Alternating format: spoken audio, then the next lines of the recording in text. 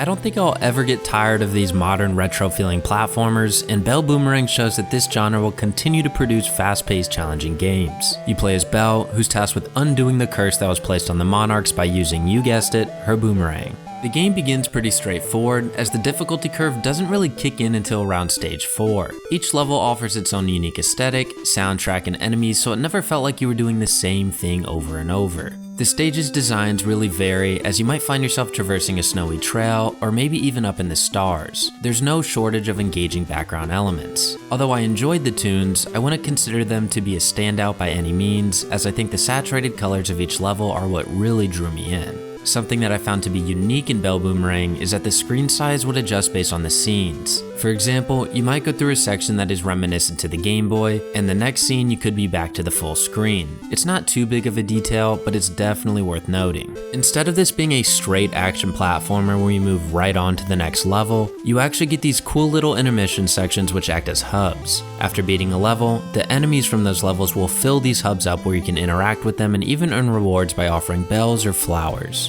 Speaking of bells and flowers, the flowers act as hidden objects which are scattered throughout the levels, and bells play more like coins as they're abundant, and you can always pick them up from the enemies. However, you will lose your bells when dying, and this is something you'll be doing plenty of.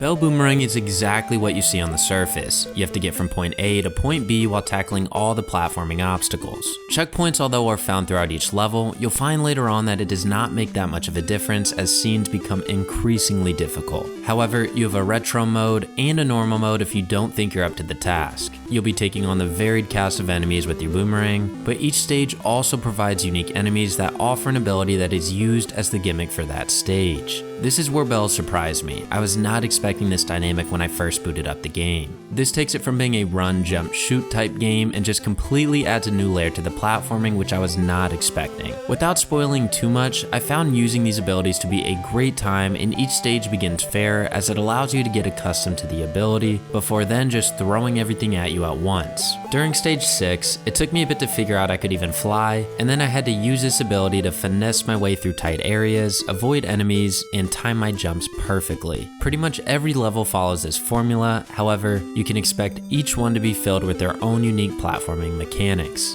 Not surprisingly, you'll find that the boss fights also require some perfect time platforming in order to beat them. Now, something that was also nice here is that you have to use your abilities to defeat some of these guys, which definitely creates more variety in these fights. The music's more upbeat, and I love the raindrop background when fighting the dragon. You'll have to quickly evade their attacks while also figuring out the proper way to use your abilities to land hits on them. I don't want to spoil how you might do this, but during the Queen's Revenge I died a handful of times without realizing what I even had to do, so attention to detail is key.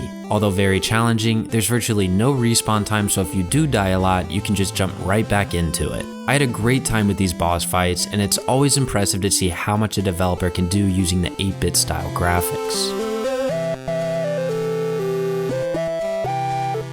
All in all, Belle Boomerang is a great experience, and the only flaw I can really pick from it is that it can occasionally be difficult to understand what obstacles you can and can't jump on, as they can kind of blend with the background. But if you're looking for a game with uniquely challenging platforming, engaging difficult boss fights, and some wonderfully varied 8-bit graphics, then Belle Boomerang may be something you're looking for. I don't give scores for my reviews because each game is trying to accomplish something different, and this one checked all the boxes with it being a modern retro experience. Although very difficult, it is fair, and it requires perfection just as all the titles did in the late 80s and 90s.